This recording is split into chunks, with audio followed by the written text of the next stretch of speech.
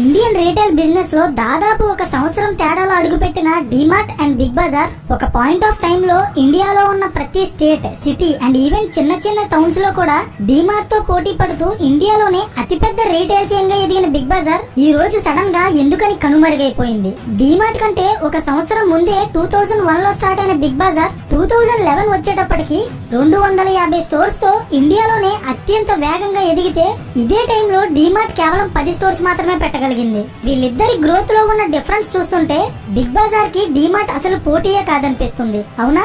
2011 లో కేవలం 10 స్టోర్స్ తో బిగ్ బజార్ బిజినెస్ కి అసలు దగ్గరలో కూడా లేని డీమార్ట్ 2022 వచ్చేటప్పటికి ఇండియాలోనే అతిపెద్ద రీటైల్ బిజినెస్ చైన్ గా మారి 2 లక్షల కోట్ల వాల్యుయేషన్ ఉన్న కంపెనీగా ఎదిగితే, మరోవైపు బిగ్ బజార్ 20,000 కోట్లకి పైగా అప్పుల్లో మునిగిపోయి ఇండియాలో వాళ్ళ బిజినెస్ మూసేసింది. సో మై డియర్ ఆడియన్స్, ఇక్కడ మనమంతా తెలుసుకోవాల్సింది ఏంటంటే ఎలాంటి బిజినెస్ స్ట్రాటజీస్ ఇంప్లిమెంట్ చేయడం కారణంగా ఈ రోజు డీమార్ట్ ఈ బిజినెస్ లో నెంబర్ 1 గా నిలబడింది. At the same time DMart కంటే వేగంగా ఎదిగిన బిగ్ బజార్ మూతపడడానికి కారణం ఏంటి అనేది నేను ఈ వీడియోలో చెప్పబోతున్నాను. Hello everyone, welcome to today's video and this is your friend Surya. 2001 వరకు స్టాక్ మార్కెట్ లో కొన్ని వందల కోట్ల రూపాయలు సంపాదించిన రాధాకృష్ణ దమాని 2002 లో తను సడన్ గా స్టాక్ మార్కెట్ బిజినెస్ నుండి రీటైల్ బిజినెస్ లో అడుగుపెట్టి మహారాష్ట్రలో 2 చిన్న చిన్న రీటైల్ స్టోర్స్ ఓపెన్ చేశారు. అవే డీమార్ట్ స్టోర్స్. స్టాక్ మార్కెట్ లో ట్రేడింగ్ కానీ ఇన్వెస్ట్మెంట్ కానీ చేసే వాళ్ళకి 2 విషయాల మీద మంచి నాలెడ్జ్ ఉంటుంది. అవేంటంటే నెంబర్ 1 లాంగ్ టర్మ్ గ్రోత్. అంటే మీరు ఏదైనా బిజినెస్ లో ఇన్వెస్ట్ చేసిన తర్వాత అది మీకు ఇమ్మీడియట్ గా లాభాలు ఇవ్వకపోయినా మీరు మంచి బిజినెస్ లో ఇన్వెస్ట్ చేసి ఉంటే లాంగ్ టర్మ్ లో ఖచ్చితంగా మంచి లాభాలు వస్తాయి. Number 2 compounding effect. అంటే మీరు ₹1 కోటి సంపాదించడానికి 10 సంవత్సరాలు టైం పట్టినా అది 2 కోట్లుగా మారడానికి పెద్ద టైం పట్టదు. దీనే కాంపౌండింగ్ ఎఫెక్ట్ అంటారు. దీనికోసం ఇంకా తెలుసుకోవాలనుకుంటే కింద కామెంట్ చేయండి. ఇదంతా ఇప్పుడు ఎందుకు చెప్తున్నాను అనే డౌట్ మీకు రావచ్చు. అది వీడియోలో ముందుకు వెళ్లే కొద్దీ మీకు అర్థమవుతుంది. డీమార్ట్ స్టోర్స్ లో మొదటి నుండి వాళ్ళు ఏం అమ్మబోతున్నారు, ఎలాంటి కస్టమర్స్ ని టార్గెట్ చేసి అమ్మబోతున్నారు అనే విషయంలో రాధాకృష్ణ దమాని చాలా అంటే చాలా క్లియర్ గా ఉన్నారు. ఎందుకంటే ఏ బిజినెస్ లో అయినా వాళ్ళ ప్రొడక్ట్ ఏంటి, అది ఎవరికి అమ్మాలి అనేది ఎంత క్లియర్ గా ఉంటే ఆ బిజినెస్ అంత స్పీడ్ గా ఎదుగుతుంది. ఈ విషయంలో డీమార్ట్ చాలా క్లియర్ గా ఉంది. ఎందుకంటే డీమార్ట్ మొదటి నుండి అమ్మాలనుకున్న వస్తువులు నిత్యావసర సరుకులు మాత్రమే. అది కూడా కేవలం పేద మధ్య తరగతి వాళ్ళని మాత్రమే టార్గెట్ చేసి అమ్మాలనుకున్నారు. అందుకే డీమార్ట్ స్టోర్స్ ఎలాంటి హంగులు ఆర్భాటాలు లేకుండా సిటీ అవుట్స్కట్స్ లో మధ్య తరగతి వాళ్ళకి దగ్గరగా చాలా సింపుల్ గా ఉంటాయి. మరోవైపు మనం బిగ్ బజార్ కోసం మాట్లాడుకుంటే బిగ్ బజార్ స్థాపించిన కిషోర్ బియారీ గారు తన కెరియర్ ఒక క్లాత్ బిజినెస్ తో స్టార్ట్ చేసి ప్యాంటలూన్స్ లాంటి బ్రాండెడ్ స్టోర్స్ ఎస్టాబ్లిష్ చేసే స్థాయికి ఎదిగిన తరువాత ఒక కొత్త వెంచర్ లో అడుగు పెట్టారు. అదే బిగ్ బజార్. బిగ్ బజార్ స్టార్ట్ చేసే టైంలో కిషోర్ బియానీ గారి ఆలోచన ఒక్కటే. అదేంటంటే అప్పటి వరకు ఇండియాలో ఉన్న ప్రజలు ఇంటికి అవసరమైన వస్తువులు కొనుక్కోవడానికి చాలా ప్లేసెస్ తిరిగేవారు. లైక్ గ్రాసరీస్ కోసం సూపర్ మార్కెట్స్ కి, ఎలక్ట్రానిక్స్ కోసం షోరూమ్స్ కి, ఫ్యాషన్ వేర్ కోసం షాపింగ్ మాల్స్ కి తిరిగేవారు. సో ఆయన అవన్నీ ఒకే చోట దొరికేలా ఒక స్టోర్ ఎస్టాబ్లిష్ చేయాలనుకున్నారు. అదే బిగ్ బజార్. ఫైనలీ ఆయన అనుకున్నట్టే 2001 లో కోల్కతాలో first Big Bazaar store open చేశారు. నిజానికి ఆయన అనుకున్న దానికంటే బిగ్ బజార్ చాలా పెద్ద సక్సెస్ అయింది. ఎందుకంటే అప్పటి వరకు ఇండియన్స్ కి 1+1 ఆఫర్స్, 50% డిస్కౌంట్స్ లాంటివి పెద్దగా తెలియదు. సో ఇలాంటి ఆఫర్స్ బిగ్ బజార్ ఇస్తుండేసరికి జనాలు వాళ్ళకి కావాల్సిన ప్రతి వస్తువు బిగ్ బజార్ లోనే కొనేవారు.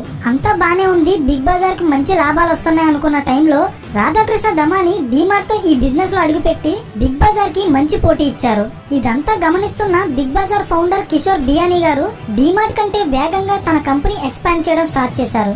ఎంతలా అంటే 2002 లో స్టార్ట్ అయిన డీమార్ట్ కి 2011 వచ్చేటప్పటికి కేవలం 10 స్టోర్స్ కి మాత్రమే ఎక్స్పాండ్ అయితే, డీమార్ట్ కంటే 1 సంవత్సరం ముందు స్టార్ట్ అయిన బిగ్ బజార్ 200 స్టోర్స్ కి పైగా ఎక్స్పాండ్ అయింది. ఇండియాలో ఉన్న ప్రతి సిటీలో స్టోర్స్ ఓపెన్ చేసి బిగ్ బజార్ అత్యంత వేగంగా ఎక్స్పాండ్ అయితే అయింది. కానీ ఈ ఎక్స్పాన్షన్ చేసే ప్రాసెస్ లోనే కొన్ని తప్పుడు నిర్ణయాలు తీసుకుని బిగ్ బజార్ ఈ రోజు మార్కెట్ లో లేకుండా పోతే స్లోగా ఎక్స్పాండ్ అయిన డీమార్ట్ ఈ రోజు మార్కెట్ లో కింగ్ అయింది. దీనికి రీజన్ ఏంటో ఇప్పుడు చూద్దాం. మీరు అబ్జర్వ్ చేస్తే డీమార్ట్ బిజినెస్ మోడల్ అనేది స్టార్టింగ్ నుండి చాలా స్లో అండ్ స్టేబుల్ గా ఉంటుంది. దీనికి రీజన్ ఏంటంటే డీమార్ట్ ఒక కొత్త స్టోర్ ఓపెన్ చేయాలంటే దానికి అవసరమైన ల్యాండ్ తనే సొంతంగా కొని బిల్డింగ్ కట్టి అక్కడ స్టోర్ ఎస్టాబ్లిష్ చేస్తుంది.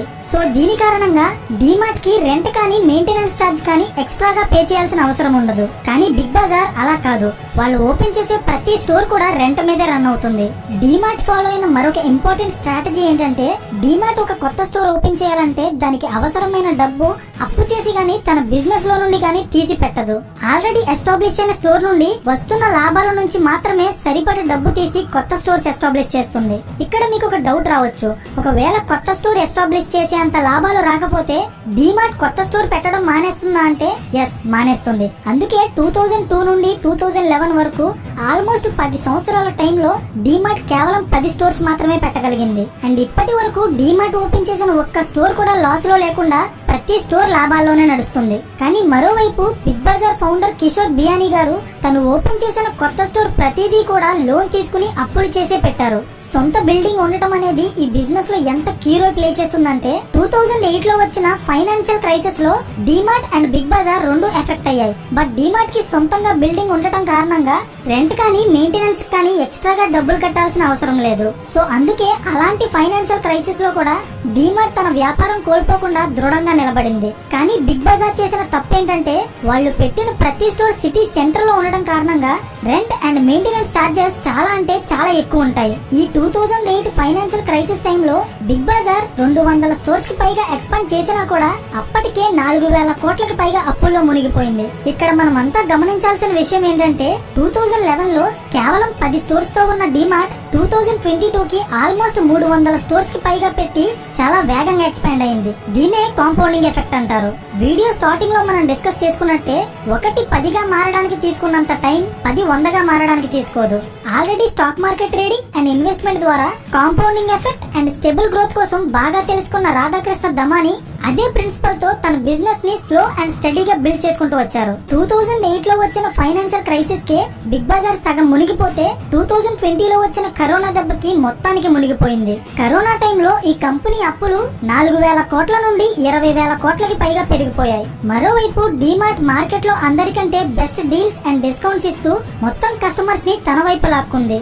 ఎంతలా అంటే బిజినెస్ లో తలపండిపోయిన ముఖేష్ అంబానీ పెట్టిన జియో మార్ట్ కూడా డీమార్ట్ తో పోటీ పడలేకపోతుంది. దీనికి కారణం ఏంటంటే, డీమార్ట్ లో మనం ఏ వస్తువు కొన్నా అది బయట ఉన్న అన్ని స్టోర్స్ కంటే 10 to 15% తక్కువ ప్రైస్ లో దొరుకుతుంది. దీనికి మెయిన్ గా 2 రీజన్స్ ఉన్నాయి. రీజన్ నెంబర్ 1, డీమార్ట్ కి సరుకులు ఇచ్చే వాళ్ళకి ఈ కంపెనీ 15 నుండి 20 రోజుల్లో పేమెంట్ సెటిల్ చేసేస్తుంది. అదే మీరు బిగ్ బజార్, జియో మార్ట్ లాంటి వేరే కంపెనీస్ తీసుకుంటే 60 నుండి 90 రోజులు టైం పడుతుంది. సో వేరే కంపెనీస్ తో పోలిస్తే డీమార్ట్ తొందరగా డబ్బులు ఇచ్చేస్తుంది. కాబట్టి రైతులు కానీ సరుకు సప్లై చేసే కాంట్రాక్టర్లు కానీ డీమార్ట్ కి ఇచ్చే వస్తువులకి ఎంఆర్పీ మీద కాస్త డిస్కౌంట్ ఇస్తారు. రైతులు ఇచ్చే అదే డిస్కౌంట్ డీమార్ట్ మనకి కూడా ఇవ్వడం కారణంగా ఈ రోజు మనకి అన్ని షాప్స్ కంటే డీమార్ట్ లో తక్కువ ప్రైజెస్ కే సరుకులు దొరుకుతాయి.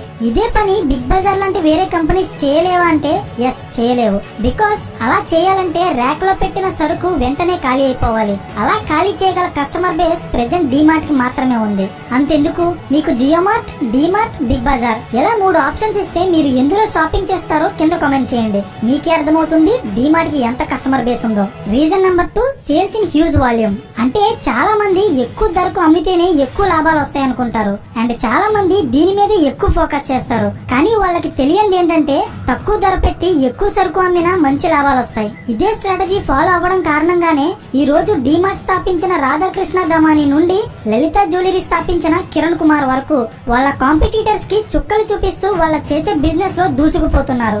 ఫైనల్లీ డీమార్ట్ సక్సెస్ అవ్వడానికి, బిగ్ బజార్ ఫెయిల్ అవ్వడానికి కారణమైన 3 ఇంపార్టెంట్ బిజినెస్ స్ట్రాటజీస్ ఏంటంటే, పాయింట్ నెంబర్ 1, మీ బిజినెస్ ఎక్స్పాన్షన్ కోసం మీరు చేసే అప్పు మీ లాభాల కంటే ఎప్పుడు ఎక్కువ ఉండకూడదు. ఎందుకంటే అప్పు పెరిగే కొద్దీ కంపెనీ వాల్యుయేషన్ తగ్గిపోతుంది.